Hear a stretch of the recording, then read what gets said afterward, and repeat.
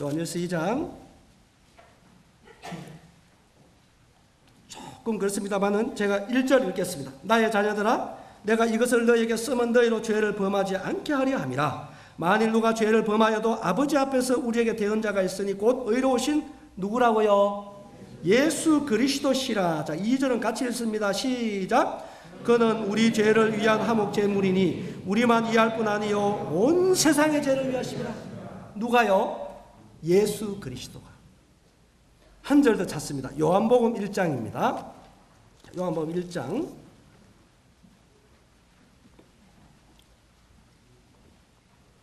29절 같이 읽습니다. 29절 시작. 이튿날 요한이 예수께서 자기에게 나오심을 보고 이르되 보라, 세상 죄를 지고 가는 하나님의 어린 양이다. 자, 주목해 보세요. 죄인이 구원받는 것은 사람으로는 안 돼요. 할 수가 없어요.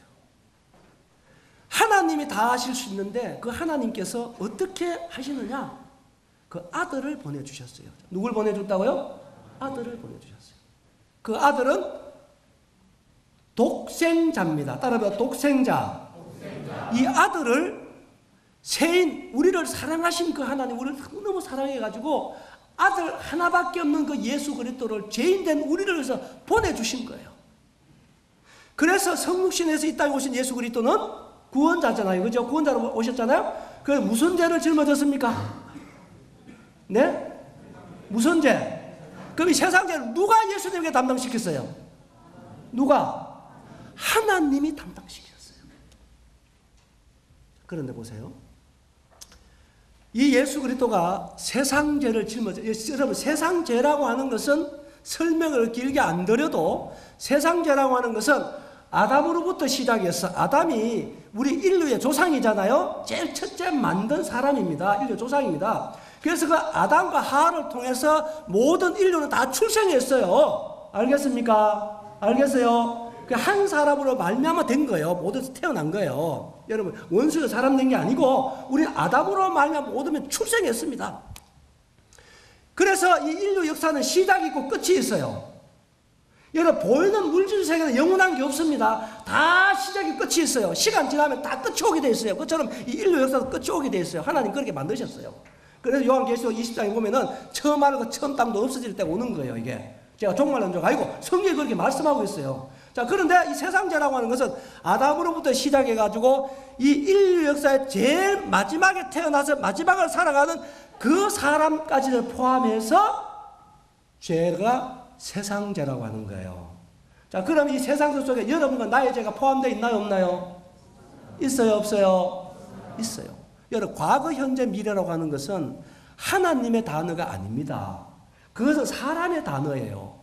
우리는 어제도 과거, 내일도 미래지만 하나님에게는 과거, 현재, 미래가 없어요. 그건 항상 현재 영원하신 분입니다. 아멘? 그래서 하나님을 나와 같이 생각하면 안 되는 거예요. 그래서 우리를 구원한 하나님이 하실 수 있는 거지 사람의 방법으로 안 된다 그랬잖아요. 자, 그래서 잘 보세요. 그런데 자, 예수님의 한 분이 인류의 죄를 어떻게 다 짊어질 수 있는가? 이건 아주 간단한 거예요. 보세요. 여러분, 짐승 수백억 마리보다 사람 한 사람이 더 가치 있지요? 그래요, 안 그래요? 비교가 안 되잖아요. 그처럼 피조물인 사람 수백억 명보다도 창조된 예수님 한 분이 여러분 비교할 수 없이 그분이 존귀한 거예요. 맞아, 맞아요? 맞아, 맞아요? 그렇기 때문에 우리 인류를 죄에서 구원할 수 있는 분은 오직 창조자이신 예수 그리스도 한 분밖에 없다는 거예요. 그래서 우리가 예수님이 내가 길이요 진리요 생명이 나로 말미암지 않고 아버지가 올 자가 없느냐, 이건 진리라고요. 진리. 예? 예수님만이 구원자가 되는 거예요. 그래서 예수님만 믿어야 구원받아요. 아멘? 천국 가는 게 이 길도 있고 저 길도 있는 게 아니에요. 정신을 차리십시오. 그래서 아무나 와가지고 너희 죄를 지고 간다고 해서 지고 가지는 게 아니에요. 세상 죄를 짊어지고 갈 수 있는 자격이 있는지 없는지 우리가 알아봐야 되고 생각해 봐야 되고 따져봐야 되고 그렇게 믿어야 되는 거예요. 알겠지요? 그래서 예수 그리스도는 세상죄를 짊어지는 자기 유일하게 계신 분이신데 이것을 우리가 요구할 수 있는 사항이 아닙니다, 여러분. 그분은 우리를 죄를 따라 심판해야 될 분이세요. 그런데 그분이 우리를 사랑해서 이 땅에 와 주셨다는 거예요. 그 인류 역사 속에 가장 큰 사건이 무슨 사건입니까?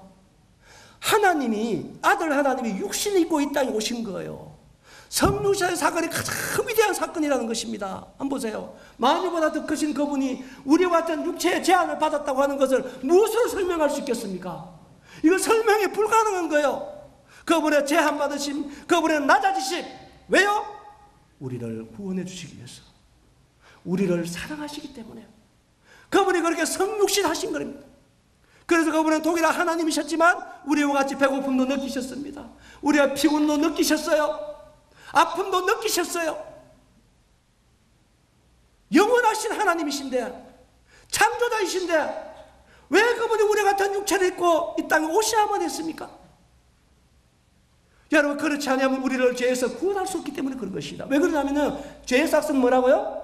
사망이기 때문에 그런 거예요. 그래서 하나님이 천지 만물은 말씀으로 6일 만에 창조했지만 우리를 죄에서 구원하기 위해서는 육신을 입고 와야만 했어요. 왜 그러냐? 잘 보세요. 히브리서 9장 22절에 보면 율법을 쫓아 그의 모든 물건이 피로써 정결이 되나니 피 흘림이 없은 즉 사함이 없느니라. 이 말은 율법은 하나님의 법입니다. 하나님의 법을 어기면 죄가 되는 거예요. 그렇지요?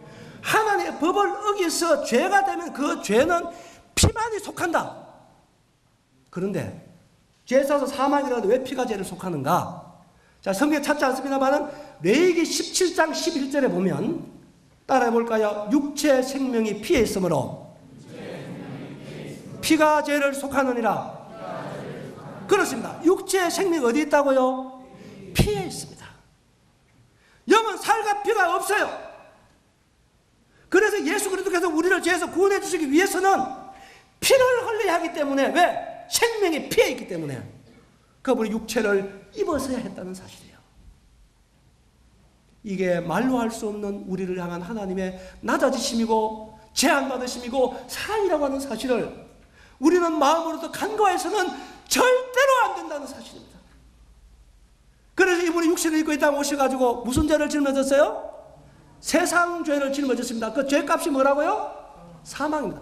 예수님이 짊어졌다고 해서 우리 죄가 없어진 게 아니에요. 죄값이 뭐라고요? 사망. 예수님이 짊어졌다면 내 죄가 내게 있다가 예수 옮겨진 것밖에 없잖아요. 그런데 우리 죄에서 자유로우려면 어떻게 해야 된다고요?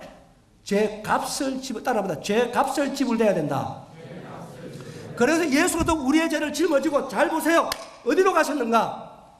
사복음서에 정확하게 기록이 되어 있습니다. 예수님은 세상 죄를 짊어지고 십자가를 지셨습니다. 뭘 지셨다고요? 십자가를 지셨습니다. 그 십자가는 죽음의 형틀이었습니다. 가장 악랄하게 처형시키는 십자가의 죽음의 형틀이었습니다.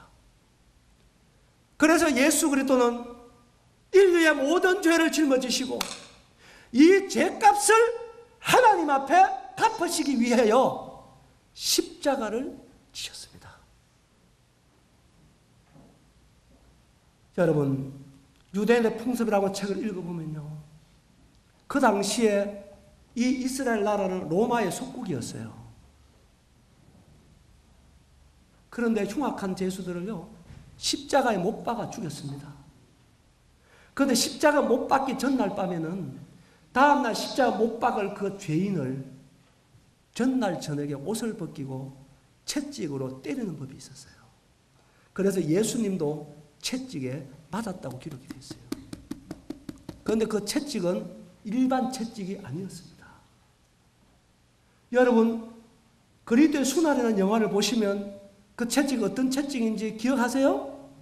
가죽끈을 여러 건 꼬아가지고 그 끝에다 뭘 달아놨어요? 갈고리를 다 달아놨잖아요. 그걸 가지고 그 제수의 옷을 벗기고 때리치면은 어떻게 됩니까?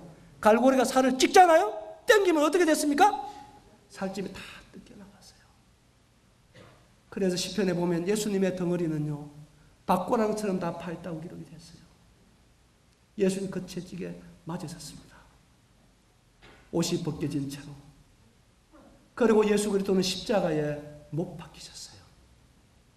채찍에 때리고 머리에 가시관을 씌우고 십자가에 못 박으려고 예수님을 성경에 보면 마태복음 21장에 보면요, 끌고 갔다고 기록이 되어 있어요. 어떻게 갔다고요? 끌고 가서. 예수님 사람 취급도 못 받았다는 얘기입니다. 어떻게 사람을 끌고 갑니까? 짐승이나 끌고 가는 것이지. 저는 예수님의 십자가에 우리의 죄를 지불하시는 예수님의 희생을 생각하면 참 마음에 눈물이 있습니다. 나 같은 죄인을 구원하시려고 하나님 되신 그분이 나를 죄에서 구원해 주시기 위해서 그런 희생을 치르지 아니하면은 우리가 죄에서 구원할 길이 없기에 사랑의 주님이 육신을 입고 땅에 오셔서 죄인된 더러운 사람들에게 옷이 벗겨진 채. 여러분 보세요. 그래서 그 채찍에 살점이 뜯겨나간 고통이 얼마나 크면은요, 그 책들을 읽어보면요, 십자가 못 박혀 죽을 죄수들 중에서 괜찮은 가족들이 있으면요, 채찍을 때리는 사람들에게 뇌물을 갖다 쓴다는 기록이 있어요. 뇌물. 나는 그 살점이 뜯겨난 고통이 너무 크기 때문에 그 채찍을 때리지 말라고 뇌물을 갖다 쓰는 줄 알았는데요, 그게 아니었어요. 다 읽어보니까 살점이 뜯겨나가는 채찍이 그에게 정말 고통을 주지만 살점이 뜯겨나가는 채찍에 맞는 고통에 비교할 수 없이 산 사람을 나무 십자가에 매달아 놓는 것이었어요. 목숨이 끊어지지 않는데 그 사람을 나무에 매달아 놓으면 그 사막에 독수리들이 우울거리는데 그 독수리가 날아와서요, 사람 눈을 쪼아먹는데요. 여러분, 손과 발에 세못에 지탱해 있는 그 사람, 서서히 몸무게에 의해서 살점이 찢겨지고 사지가 뒤틀리는 고통을 우리는 이해할 길이 없어요.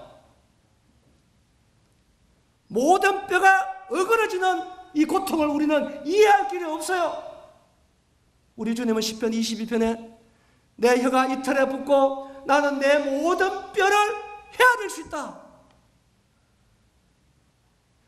주님의 사지가 뒤틀리는 고통은 주님은 말없이 다 당해주신 것입니다.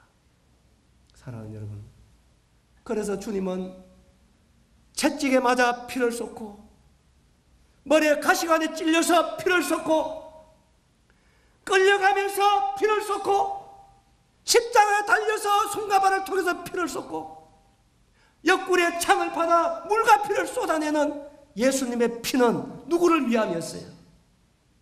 그 예수님의 희생과 예수님의 생명의 피 흘리심은 누구를 위함이었느냐 말이에요. 그게 바로 여러분과 나의 죄의 값이었다고 하는 것입니다. 여러분과 내가 저지른 죄가 그러한 죄 없는 예수님의 생명을 지불해야 돼. 그래야 우리가 죄에서 구원받을 수가 있어요. 그렇지 않은 그 죄값으로 우리는 영원히 지옥의 형벌을 받아야 되는 것이 우리들이 저지른 죄라고 한다면 이러한 나의 죄를 위하여 친히 나무에 달려서 그 몸으로 내 죄를 담당하신 예수 그리스도, 여러분, 그분은 우리에게 다른 기대하는 게 없습니다. 이 예수 그리스도를 여러분 마음으로부터 믿으라고 얘기하는 거예요. 뭐라고 말씀한다고요? 따라합니다. 예수님을 믿어라. 자, 믿는다는 것은 여러 가지로 설명할 수 있습니다만은 첫째, 믿는 것은 영접하는 겁니다. 따라합니다. 믿는 것은 영접하는 것이다. 바로 이 예수님을 내 마음에 영접하는 거예요. 자, 누구를 영접한다고요? 예수님을 영접하는 거예요. 다른 말로 하면 또 하는 예수님 안에 내가 들어가는 것을 얘기합니다. 그러니 믿는 것은 장소를 옮기는 개념도 있어요. 지옥에서 멸망에서 생명으로, 지옥에서 천국으로 옮기는 것이 믿음입니다. 이와 같이 예수님을 믿어라. 이렇게 우리 죄를 위하여 친히 나무에 달려서 그 몸으로 우리의 죄를 담당하신 이 예수 그리스도를 여러분 이 시간 마음으로 믿으라는 거예요. 어디로 믿으라고요? 그래서 마음으로 믿어 의에 이르는 거예요. 잘 보세요. 왜 마음으로 믿는 게 중요하냐? 이런 보세요. 우리의 이 마음에는요, 원래 하나님이 계셨다고 제가 말씀드렸죠? 우리 하나님 형상대로 지원받았잖아요. 그런데 우리가 죄를 범하고는 말면 하나님이 떠났잖아요. 그게 1차적 영적인 죽음이에요. 그래서 우리는 살아서 죽은 자인 거예요. 죄와 허물로 죽은 자예요. 그래서 하나님 떠난 그 자리에 무언가를 채워보려고 노력하는 것이 종교행위예요. 우리가 쏟고 있는 거예요. 바위 밑에 가가지고, 고목나무 밑에 가가지고, 내 마음에 뚫린 이 마음, 텅 빈 마음, 채워지지 않는 마음, 이걸 채워보려고 혹한 우상을 섬겨보고, 노력해보고, 돈을 모아보고, 권력을 쟁취해보고, 이기적으로 살아보지만 결코 하나님을 떠난 사람의 마음은 하나님 외에는 결코 채워지지가 않는다고 하는 사실입니다. 그럼 하나님이 왜 떠났다고요? 죄 때문에 떠난 거잖아요. 그래서 이 죄의 문제를 우리가 해결할 수 없기 때문에 예수 그리스도가 친히 오신 거예요. 그래서 예수는 우리의 죄 문제를 다 짊어지시고 십자가에 못 박혀 피 흘려 죽으심으로 우리의 죄를 다 해결하는 그 예수님을 믿을 때 우리의 마음의 죄가 어떻게 되는 것입니까? 예수님 다 지고 갔기 때문에 죄가 해결되는 거잖아요. 그래요, 안 그래요? 이럴 때 예수님 믿을 때 내 마음 죄가 다 해결되니까 죄 없는 마음에 예수님이 들어오는 거예요. 누가 들어온다고요? 예수 그리스도가 마음에 들어오는 것입니다. 사랑하는 여러분, 이 인류사 속에서 죄인을 구원하시려고 십자가의 구속의 주님으로 희생을 당하신 이 사건은요, 땅에서도 그러하고 하늘에서도 그랬습니다. 성경에 보세요. 예수님이 십자가에서 피 흘려 돌아가실 때 어떻게 했다고 그랬습니까? 태양도 빛을 잃었다고 기록됐잖아요. 만물도 울었다고 기록됐어요. 하나님도 얼굴을 돌렸다고 기록됐습니다. 하나의 형상대로 지음받은 사람의 죄를 위하여 창조자된 하나님은 예수 그리스도가 인간들의 죄를 담당하는 저주의 십자가의 그 희생을 차마 볼 수 없었던 태양은 빛을 잃었습니다. 만물도 자기의 주인이 사람들의 죄를 위해 희생하시는 그 모습을 보고 울어야 했어요. 사랑하는 하나님도 하나밖에 없는 아들이고 삼위일체의 사랑 가운데 철저히 하나됨을 누렸지만 그 순간 얼굴을 돌려야 했던 것이 철저하게 우리 주 예수 그리스도가 홀로 인류의 죄를 담당하셔야만 했다는 사실입니다. 그 주님의 십자가 희생이 여러분과 나의 죄 값이었어요. 그래서 우리 주님의 십자가는 가장 먼저 하나님의 마음을 가장 만족시킨 사건입니다. 하나님의 마음을 가장 만족시키죠. 인류의 죄값을 대신 치르신 예수님의 희생은 하나님 마음에 참 만족을 드린 거예요. 잘 보세요.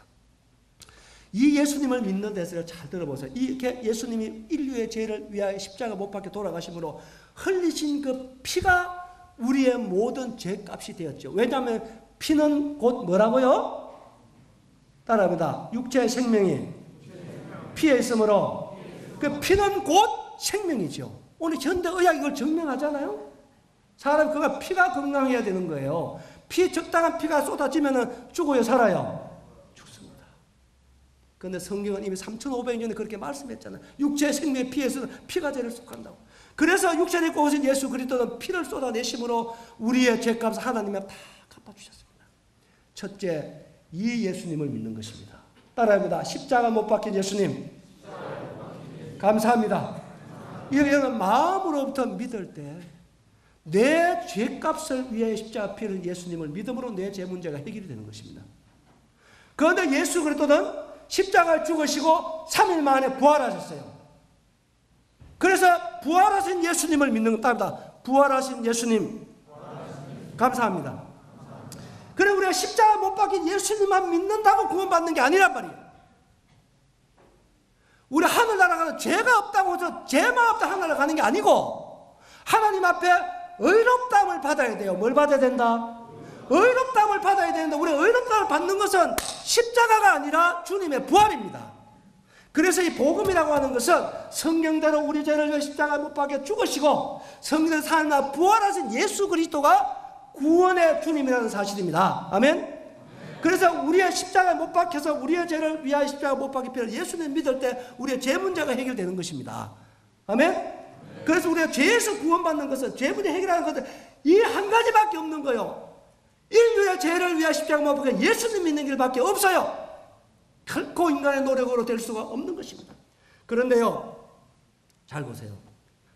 이 죄를 위하여 십자가 뭐 죄값을 지불하신 목적이 있어요. 주님이 그 자체가 목적이 아니에요.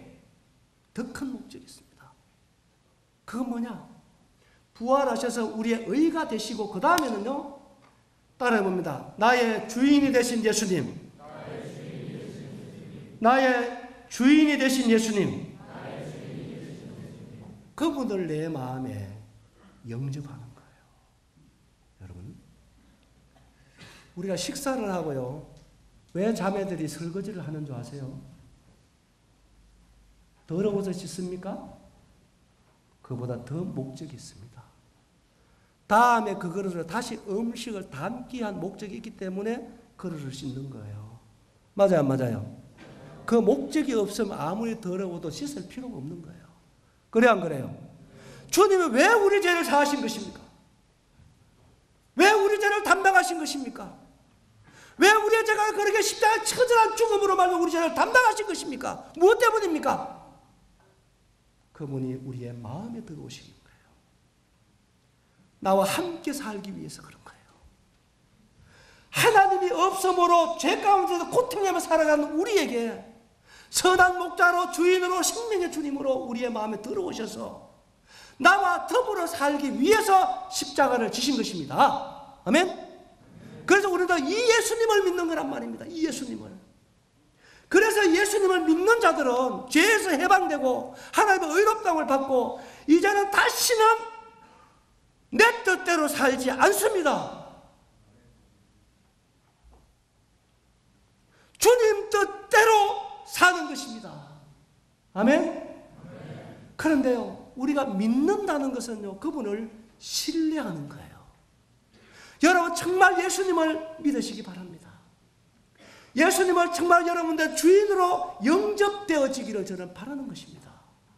그래서 우리가 구원받은 증거는 죄 있나 없나 이게 아니고 우리의 마음에 예수 그리스도가 계시느냐 안 계시느냐, 하나님이 이걸 보는 거예요. 아들 있는 자에 자기에게 뭐가 있다고요? 증거가 있지요. 너희가 믿음에 있는가 너희 잘 시험하고 확정해 보라. 예수 그리스도께서 너희 안에 계신 줄을 너희 스스로 알지 못하느냐. 여러분, 예수를 믿으면 예수님이 내 마음에 계시는 것을 우리 스스로 알 수 있게 돼 있어요. 알 수 있게 됐어요. 하나님 아들 예수님 내 마음에 들어오는데 그걸 모른다 하면 말이 안 되죠. 예? 그래서 우리의 마음에 예수님이 계시면 바로 그 사람이 하나님의 자녀인 거예요. 그리스도의 영이 없으면 그리스도의 사람이 아니라. 성경 어느 구절을 봐도 그런 거예요. 사랑하는 여러분, 지금까지 내 죄를 위해서 십자가에 내 죄 없다고만 구원받았다고 하는 사람들은요, 다시 주님 앞에 회개하셔야 됩니다. 부활하신 예수 그리스도 여러분들의 주인으로 영접하시게 되길 바랍니다. 그래서 여러분 마음으로 주여 내 마음에 들어오시옵소서. 내가 이제까지 주님 없이 살아왔습니다. 내 마음대로 살았습니다. 내 뜻대로 살았습니다. 내 주관대로 살았습니다. 이제는 나를 포기합니다. 이제 나를 주님 십자가 앞에 내려놓습니다. 오 주여 내 마음에 들어오시옵소서. 나의 생명이 되시옵소서. 나의 목자가 되시옵소서. 나의 주인이 되시옵소서. 내 인생에 정말 주인인 예수 그리스도가 여러분의 인생의 목자가 되시길 바랍니다. 여러분, 양의 최대 행복은 양 스스로에게 있는 게 아닙니다. 어떤 목자를 만나느냐가 중요한 거예요. 양은 사꾼이 있고 그 사꾼을 따라가는 것이 양입니다. 그 양은 선한 목자를 만나야 돼요. 누굴 목자 만나야 된다고요? 선한 목자. 그래서 예수도 요한복음 10장에 보면 나는 선한 목자다. 선한 목자는 양들을 위해서 뭘 버린다고요? 목숨을 버린다. 사꾼은 이리가 오면은 양이 제 양이 아니기 때문에 사꾼은 양을 버립니다. 저는 예수님이 참 좋습니다. 저는 예수님의 내 인생을 얼마든지 맡겨드릴 수가 있어요. 오늘 아침에 그런 얘기를 좀 어느 분에게 들었습니다만 저는 살아오면서요, 주님보다 더 좋은 분이 없어요. 여러분 질문 한번 해보겠습니다. 여러분이 알고 있고 사귀고 있는 여러분, 아는 여러분 사람들 중에서 정말로 여러분들을 위해서 목숨을 줄 만큼 여러분을 사랑하는 사람 몇 분 있습니까? 여러분들을 위해서 손가락을 끊어주면서 여러분 사랑할 사람이 몇 명 있습니까? 저는 곰곰이 따지봐도 없어요. 그런데 예수 그리스도는 나를 위해서 생명을 주셨어요. 나를 위해서 손 하나 끊어준 게 아니라 생명 전체를 날 위해 주셨어요. 왜요? 날 사랑하기 때문입니다. 날 사랑하기 때문에 예수님은 조건 없이 나를 위해서 생명을 다 주셨습니다. 왜요? 나의 주인이 되시기 위해서. 그래야 내가 행복하기 때문에. 그래야 내가 안전하게 길을 가기 때문에. 선한 목자 되신 분은 그렇게 나를 사랑하셨어요. 여러분, 예수님에게 내 인생을 못 맡겨드리겠습니까? 예수님에게 내 삶을 못 드리겠습니까? 나는 세상에 어느 누구도 날 위해서 목숨을 줄 사람은 없는 것 같아요. 그런데 예수 그리스도는 그렇지 않았습니다. 나 예수님이 참 좋습니다. 제가요, 18살 때요, 제가 눈을 다쳤습니다. 구원받고 딱 1년 만에 제가 교회 소풍 가가지고 눈을 다쳤는데요. 낙동강에 소풍을 갔어요. 거기 가가지고 상자 얘기를 못 들어요. 시간강에서. 이 사이다병을 따다가 이 사이다병을 이래지고 옆에 이제 자전거가 서 있는데 자전거에 짐 실으려고 쇠로 만들어 놨잖아요. 따는 것도 없고 이래가지고 거기에 이제 사담이 좀 이렇게 확 치니까 안 따지더라고요. 더 세게 한번 확 치니까 팍 하면서 병이 깨졌어요. 팍 깨지면서요, 무엇이 내 오른쪽 눈동자를 그대로 때렸어요. 동자가 파열이 됐습니다. 먹물이 다 쏟아져 나갔어요. 여러분, 40년이 넘었는데요, 그때의 그 아픔을 잊을 수가 없어요. 미친 듯이 소리치고 낙동강변에 구부리를 타더라고요. 나는 그때 정신을 잃었어요. 그래가지고 자전거를 털털털 타고 예배당에 왔습니다. 예배당에 누워 있는데요, 아프긴 아프죠. 눈에 시커 먹물이 흘러내려가지고 내 모습이 엉망이 됐고요. 내가 이런 모습을 어떻게 부모들을 배웠겠는가? 어떻게 부모들을 볼 수 있는가? 어떻게 동네 사람 볼 수 있을까? 그때만 해도요, 집안이고 동네고 종교가 둘이면은요, 집안 망한다 그랬어요. 인생 망친다 그랬습니다. 딱 1년 만에 그랬어요. 1년 만에. 그때는요, 핍박이 굉장히 심했습니다. 교회 가면은요. 말한 동네 멍석말을 시킬 정도로요, 그만큼 이 종교에 대해서 응격했어요. 특별히 기독교에 대해서 핍박이 심했습니다. 그런데 제가 이런 것들을 생각하려면 그 마음에 염려도 되고 아픔도 되고 원망도 되고 예배당 혼자 막 울었어요. 우는데요, 아무도 없었어요. 제가 혼자였어요. 그때 주님께서 나를 불렀어요. 내 마음에 경구야, 경구야 부르더라고요. 그래 내가 주님 하고 제가 대답을 했는데 주님 그때 제 마음에 그렇게 말씀하셨어요. 경규야, 너는 나에게 오른쪽 눈 하나를 줌으로 인해서 그렇게 내가 원망스러우냐? 나는 너를 위해서 내 목숨 전체를 다 주었지 않느냐? 그래도 한쪽 눈을 나에게 내어줌으로 해서 너는 그렇게 내가 원망스러우냐? 정말 주님이 제 마음에 생생하게 그렇게 말씀하셨어요. 근데 여러분, 제 마음에 변화가 일어났어요. 주님, 나도 모르게 주님 내가 잘못했습니다. 고백이 나왔어요. 그리고 내가 두 번째 하는 말은 뭐냐면, 주님, 내가 잘못했습니다. 이제 주님 내 왼쪽 눈을 가져가시더라도 내가 주님을 원망하지 않겠습니다. 주님, 내가 잘못했습니다. 제가 그렇게 주님께 고백을 드렸어요. 그때 생생하게 어쩌면 내가 구원받고 1년 만에 그 어려움을 겪으면서 날 사랑하는 주님을 다시 한번 내가 경험하는 시간이 됐는데요. 참 주님이 너무 좋았어요. 그때 다시 한번 복음을 들을 때 그 기쁨은 어쩌면 비유할 수 없을 정도로 다시 한번 날 위해서 생명을 내주신 그 주님을 위해서 내 삶을 드려야 되겠다. 그를 고백했는데요. 환경은 전혀 바뀐 게 없지만은 내 마음에 기쁨이 찾아왔어요. 모든 염려가 사라졌어요. 부모들은 어떻게 배웠고 이 눈을 어떻게 고치고 어떻게 병원에 입원하면 내가 앞으로 어떻게 살아갈까? 여러분, 한순간에 그 염려들이 다 사라졌습니다. 내 마음에 사랑하는 주님이 모든 염려를 다 가져가셨어요. 그 후로 수술을 받았습니다. 시력은 못 찾았지만 수술 받아 오니까 살아오는데요. 참 세월이 지날수록 정말 주님은 좋으신 분이다. 나는 한 치 앞을 보지 못하기 때문에 우리가 당하는 일을 다 이해할 수 없지만 사랑하는 주님, 내 일생을 다 보시고 나에게 행하시는 그 주님은 나에게 언제나 제일 좋은 것을 주시는 주님이라고 하는 사실이 믿어졌어요. 한쪽 눈을 잃어보세요. 삶의 불편한 것은요, 말로 할 수가 없습니다. 제가 참 운동을 좋아하고 잘했는데요. 눈을 다치고 나니 운동이라고 하는 운동을 내가 못합니다. 거리 감각이 없어요. 아무것도 안 돼요. 저는 안 되더라고요. 저는요.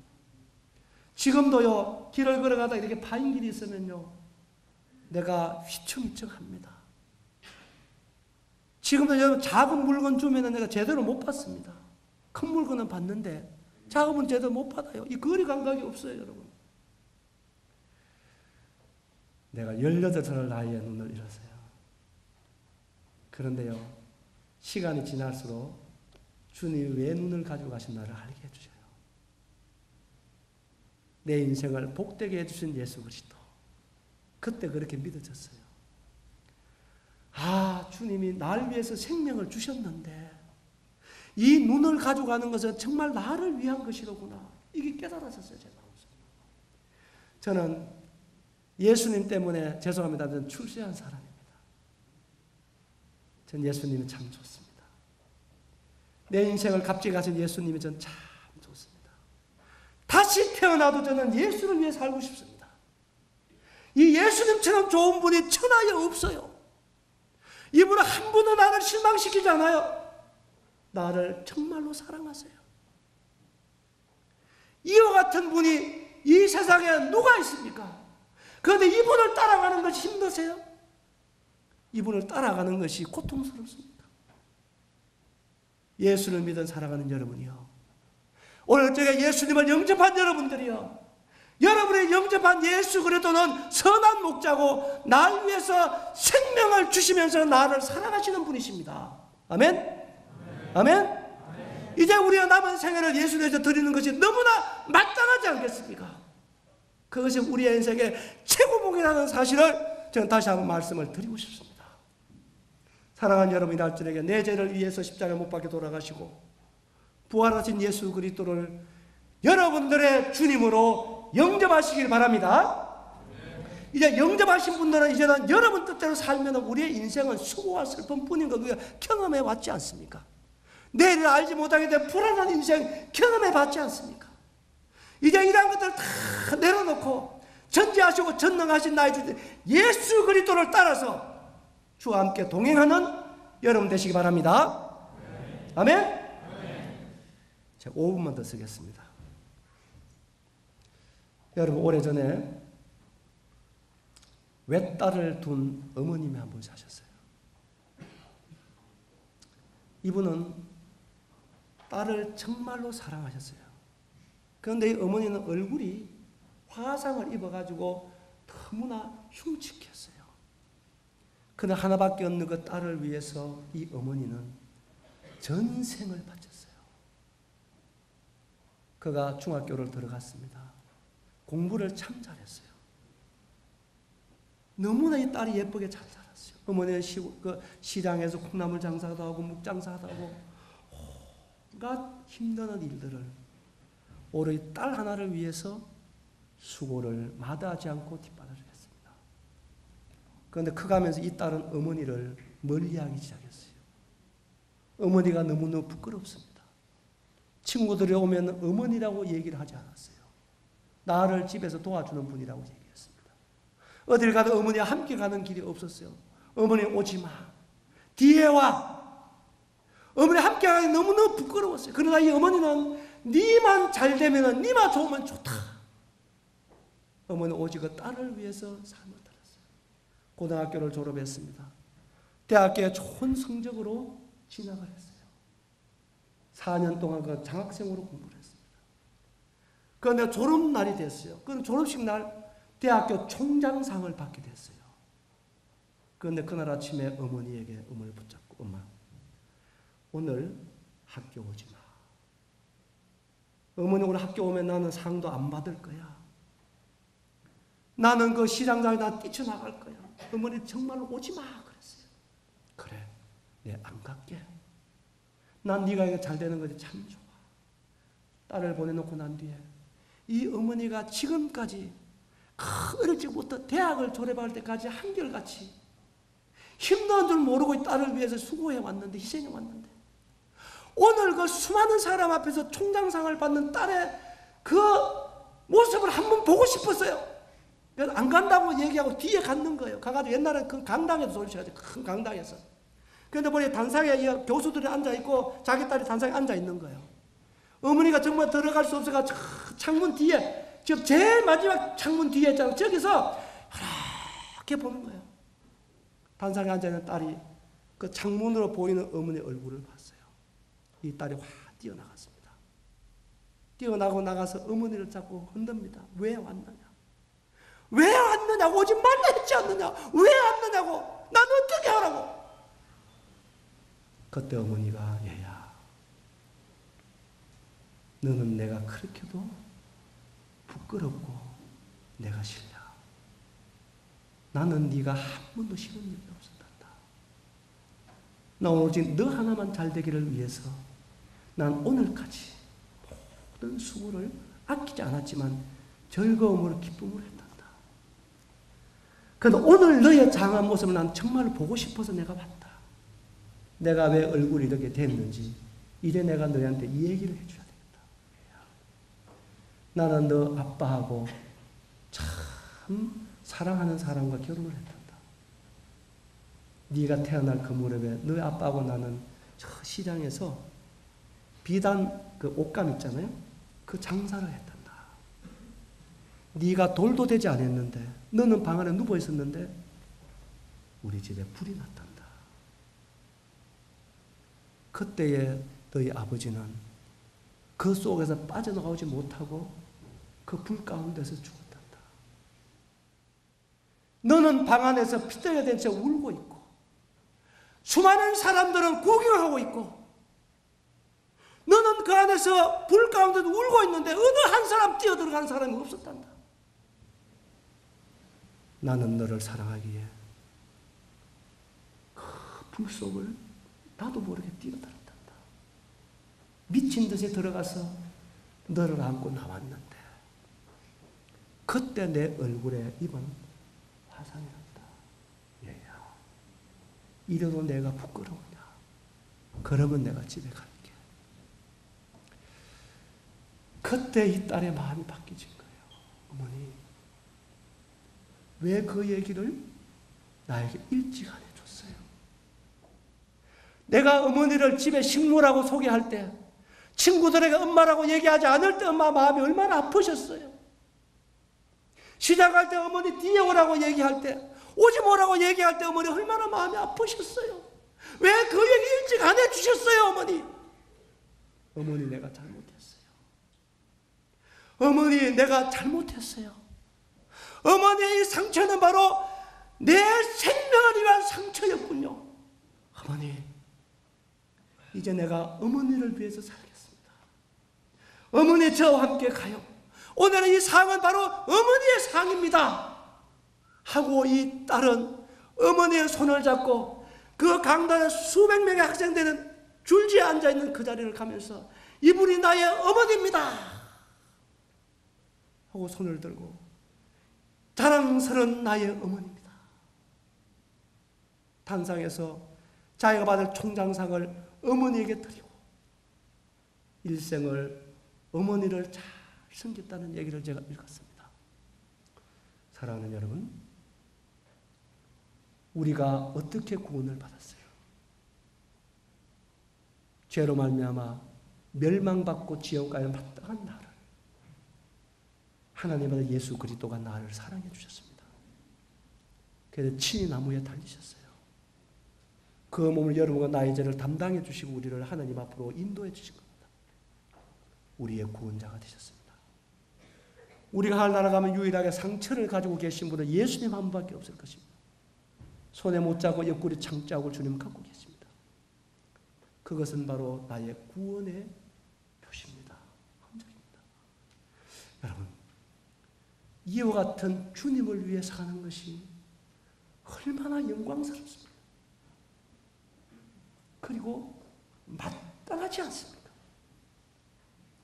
정말로 주님의 사랑과 은혜로 여러분 구원받으셨다면 나를 위해 생명을 주신 예수님을 위해 사는 여러분과 제가 되길 바랍니다.